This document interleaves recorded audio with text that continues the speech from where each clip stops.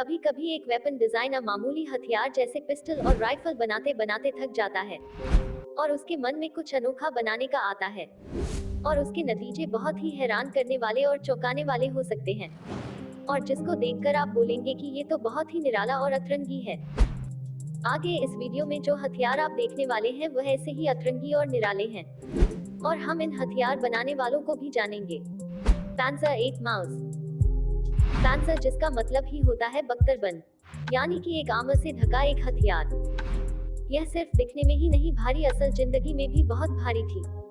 इसका वजन 188 metric ton था, यानी कि 1,88,000 किलो। जी हाँ, आपने सही सुना।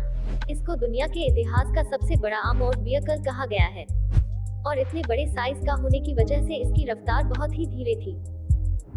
इसकी रफ्तार मात्र 22 किलोमीटर प्रति घंटा की थी, पर इसका आर्मर यानी कि कवच बहुत ही मोटा और सख्त था। इसका कवच 8.7 इंच मोटा था, पर इसकी कम रफ्तार एक दिक्कत नहीं साबित होता था क्योंकि इसका कवच और शक्ति प्रदर्शन बाकी टैंक के छक्के छुड़ा देता था। पर आपको लगता होगा कि इतने अच्छे हथियार वाले टैंक से नाजी जंग जीत गए होंगे ना? और हिटलर को भी ऐसा ही लगा था उस समय कि इस टैंक से उनकी जीत पक्की है। पर हम सबको अब तक पता चल गया है कि हिटलर दुनिया पर कब्जा करने के अपने मिशन में नाकाम रहा था। गौर से ध्यान देने पर हमें इस टैंक की कुछ खामियां भी पता चलती है, जैसे कि इसके वजन की वजह से इस टैंक के इंजन पर जरूरत से ज्यादा भार पड़ता था और जिसकी वजह से वो तेल पी जाता था और इसके वजन की वजह से यह छोटे मोटे चीज जैसे ब्रिज भी नहीं पार कर सकता था, ना ही कोई चढ़ाई चढ़ा सकता था। बॉम्बर प्लेन्स भी इस टैंक को जल्दी निशाना बना सकती थी इसकी कम रफ्तार की वजह से। पैंसर 8 माउस को बनाने के 150 ऑर्डर दिए गए थे, जिसमें से सिर्फ 2 का निर्माण किया गया। बाकी ऑर्डर को हिटलर द्वारा रद्द कर दिया गया। मेसेरश्मिट मी 163 को मीट। नाजी के बारे में तो एक चीज कहना ही पड़ेगा कि उनमें हिम्मत की कमी बिल्कुल नहीं थी, क्योंकि इस लिस्ट में अगला हथियार भी उन्हीं की तरफ से आता है। हिटलर ने हर चीज आजमा ली थी वर्ल्ड वॉर जीतने के लिए। उनकी बदनसीबी थी कि कोमेट एयरप्लेन जंग के आखिरी साल में बनना शुरू हुई थी, जिसकी वजह से उसका पूरा इस्तेमाल नहीं हो पाया था। यूं तो ज्यादातर प्लेन उस समय की प्रोपेलर से उड़ती थी, पर आप यकीन नहीं मानेंगे इस प्लेन में क्या था। इस प्लेन में रॉकेट्स थी, यानी कि ये रॉकेट से चलने वाली प्लेन थी। पर इसके बारे में सिर्फ यही एक खास बात नहीं थी, इसके अलावा इसकी खामियां भी काफी थी, जैसे कि इसका इंजन स्टार्ट करना ही पायलट के लिए खतरनाक होता था। वैक्यूम बनना शुरू हो जाता था इसके इंजन में, जिसकी वजह से इसमें कभी भी धमाका हो जाता था। सिर्फ इतना ही नहीं, रॉकेट फ्यूल भी काफी ज्वलनशील था, जिसमें बहुत ही जल्दी आग पकड़ लेता था अनचाहे में। और एक बार अगर इसको आप उड़ान पर ले भी जाते तो भी इसमें सिर्फ इतना ही फ्यूल होता था, जिसकी मदद से ये सिर्फ 8 मिनट उड़ान भर पाती थी, जिसकी वजह से यह काफी सीमित होकर ही रह गई। और इसकी तेज उड़ान का घाटा इसके गन्स को हुआ, क्योंकि तेज रफ्तार में इसके प्राइमरी गन्स की एक्यूरेसी काफी घट गई और इसका घाटा यही नहीं खत्म होता, इसमें लैंडिंग भी अच्छी सुविधा नहीं थी। इसका वजन बराबर हर तरफ से नहीं था, जिसकी वजह से ये काफी बार उलट जाती थी। Northrop XP-79। ऐसा नहीं है कि सिर्फ नाजी लोगों ने ही अजीबोगरीब हथियार बनाए, बल्कि दुनिया भर में ऐसे काफी देश हैं और सेना है जो ऐसा किए। उनमें से ही एक है नॉर्थ्रॉप XP, जिसको एक रैमर के रोल के लिए बनाया गया था, यानी कि इसका सिर्फ और सिर्फ काम था कि दूसरी बॉम्बर एयरप्लेन को टक्कर मारकर उन्हें तबाह कर दे। और इसके पंख जो काफी बड़े और तेज थे, इसके इस्तेमाल से करती। इसका कांच मामूली कांच नहीं था, बल्कि एक आर्मर्ड ग्लास था, जो कि एक पायलट को सुरक्षित रख सकता था। पर इसका इस्तेमाल कभी कोई जंग में नहीं किया गया और ये सिर्फ टेस्टिंग तक ही सीमित रह गई, पर उन कारणों की वजह से नहीं जो आप सोच रहे हैं।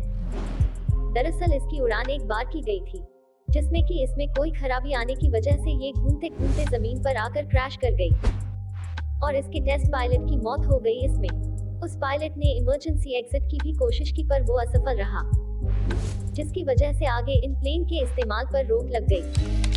एंटोनोव 40। क्या आपने कभी सोचा है कि एक उड़ती हुई टैंक भी बनाना मुमकिन है? जी हाँ, उड़ती हुई टैंक। एक आदमी जिसका नाम ओलेग एंटोनोव था, उसका ही यह अजीबोगरीब आइडिया था। ओलेग चाहता था कि एक ऐसे टैंक को बनाया जाए जिसको प्लेन से उतारने के बजाय सीधा सीधा जमीन पर जंग के लिए उतारा जा सकता है, और यही आइडिया इस अजूबे को मुमकिन बनाया। और ओलेग एंटोनोव का सोचना ये था कि क्यों ना टैंक पर ही पंख लगा दिए जाएं, और जैसा कि आप सबको पता है, कोई भी टैंक का वजन बहुत भारी होता है और इसी की वजह से यह मुमकिन नहीं था। पर ऐसा नहीं है कि इसको बनाया नहीं गया। इसको उड़ाने के लिए हल्का बनाने की जरूरत थी और उसके लिए इसका कवच, हथियार और फ्यूल टैंक को हटाना पड़ा। और इसको उड़ाने वाला पायलट भी हैरान था कि ये कैसे उड़ सकी। और उसने यह भी बोला कि इसकी लैंडिंग काफी स्मूथ थी और वो पायलट इसको हेडक्वार्टर तक भी लाया था। पर इस आधी टैंक और आधी हवाई जहाज का कोई मतलब नहीं बनता था, जिसकी वजह से इस प्रोग्राम को कैंसिल कर दिया गया। Slam, project Pluto. स्लैम का फुल फॉर्म सुपरसोनिक लो एल्टीट्यूड मिसाइल था, जो कि आज के मायने में भी बहुत ही अविश्वसनीय चीज है। इस हथियार का इस्तेमाल वर्ल्ड वॉर की जंग में सोवियत यूनियन के खिलाफ किए जाने के लिए होने वाला था। यह मिसाइल एक न्यूक्लियर पावर मिसाइल थी, जो कि खुद भी न्यूक्लियर पावर से ही चलती थी। इसको ऐसा बनाने का मकसद ये था कि इसकी रेंज अनलिमिटेड हो सके, यानी कि ये दुनिया के किसी भी कोने पर हमला कर सके।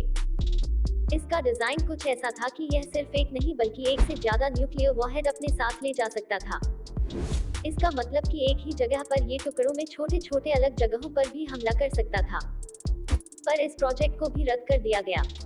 इसके पीछे भी काफी कारण थे। उनमें से एक ये था कि इसका परीक्षण करने में ही काफी भारी मात्रा में एनर्जी की जरूरत पड़ती है और इसका न्यूक्लियर रिएक्टर इंसानों के लिए काफी घातक साबित हो सकता है। और जिस भी जगह पर इसका परीक्षण होगा, उस जगह पर जीवन हर तरह से समाप्त हो जाएगा और वहां पर काफी भारी मात्रा में रेडिएशन का खतरा भी हो सकता था। और अगर रेडिएशन को काबू भी कर लिया, तभी भी उस जगह पर इस मिसाइल के गिरने से बहुत ज्यादा शॉक वेव निकलता और उस एरिया को न्यूक्लियर डिजास्टर के तौर पर घोषित करना पड़ता।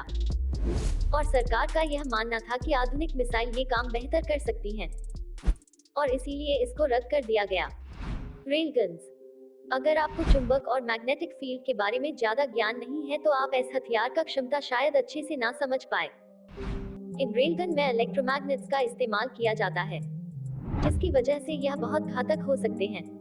इसका अंदाजा आपको इससे होगा कि इन रेलगन्स की गोलियों की रफ्तार सबसे तेज होती है और नेवी द्वारा नाव पर लगाई गन से भी ज्यादा घातक इलेक्ट्रोमैग्नेटिक गन्स होती हैं। इनकी रेंज भी उन नेवी की नाव के हथियार से अधिक है।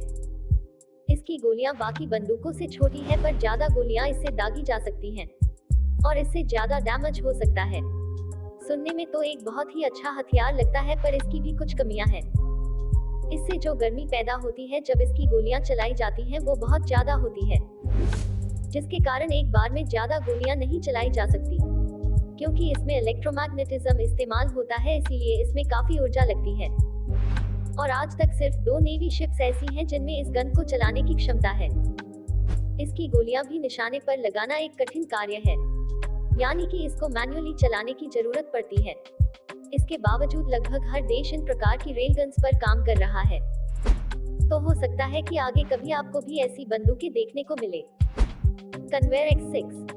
न्यूक्लियर हथियार सब देशों के पसंदीदा हथियार होते हैं और इन्हीं पर काफी परीक्षण चल रहे हैं। न्यूक्लियर वेपन्स किसी भी सेना को अनंत ताकत देने की क्षमता रखती है और इन हथियारों को बहुत लंबे समय तक इस्तेमाल किया जा सकता है। पर समस्या रेडिएशन की बहुत आ जाती है, जिसके कारण काफी चीजें रुक सी जाती हैं, क्योंकि अगली जो विमान है वो भी न्यूक्लियर पावर चलने के लिए बनाई गई थी। इसके निर्माता का सोचना यह था कि क्यों ना एक विमान में ही एक न्यूक्लियर पावर रिएक्टर फिट कर दिया जाए, जो विमान को चला सके। ऐसी विमान जो हवा में हफ्तों या महीनों भी रह सके। क्रू को रेडिएशन से बचाने के लिए 10,000 किलो जितना रबर और लीड की जरूरत पड़ती। इस विमान के लिए थोड़े परीक्षण किए गए और कुछ टेस्ट फ्लाइट भी किए गए। इसके बाद इस पर आगे रोक लगा दी गई और आज तक के इतिहास में यह एक ऐसी अकेली विमान है जिसके अंदर न्यूक्लियर रिएक्टर लगा हुआ है। Project Babylon. जो चीज बड़े देशों में है, वो सारी छोटे देशों को भी चाहिए होती है। चाहे छोटे हथियार हो चाहे बड़े हथियार हो, हथियार लगभग हर देश को चाहिए होते हैं। और ऐसे ही कुछ एक पॉलिटिकल लीडर जिसका नाम सद्दाम हुसैन था, उसको भी नए प्रकार के हथियार का शौक था और कुछ ऐसा ही विचित्र था इनका प्रोजेक्ट बेबीलोन। इसको बनाने का भार जेरल्ड बुल के कंधे पर था। प्रोजेक्ट बेबीलोन एक तरह का कार्य था ऐसे गन बनाने का जिसकी मदद से धरती से सैटेलाइट अंतरिक्ष में भेजा जा सकता था, और ऐसी गन बनाई भी गई थी। पर सद्दाम हुसैन का कुछ और ही इरादा था। सद्दाम को इससे गोले दागने और मिसाइल छोड़ने के लिए इस्तेमाल करना था। इसका भीमकाय साइज ही आपको समझा देगा कि इसको हथियार के तौर पर इस्तेमाल करना कितना खतरनाक रहता। पर इसकी कुछ खामियां भी थी। इसके इतने बड़े आकार की वजह से इसको किसी पहाड़ के किनारे पर गाड़ना पड़ता और बड़े बड़े बोझ से उसको जोड़ना पड़ता, जिसकी वजह से उससे निशाना लगाना लगभग नामुमकिन रहता। इतने बड़े आकार की वजह से वो दुश्मनों की नजर में आसानी से आ जाता। पर इस प्रोजेक्ट को रद्द कर दिया गया जब इसके निर्माणकर्ता यानी कि जेरल्ड बुल की किसी ने हत्या कर दी। पैंजांड्रम यह एक अनोखा 2 पहियों वाला हथियार था। इसका डिजाइन ऐसा था कि 2 पहिया घूमकर एक बीच में बम ले जा सके। इसको बीच की रक्षा के लिए बनाया गया था।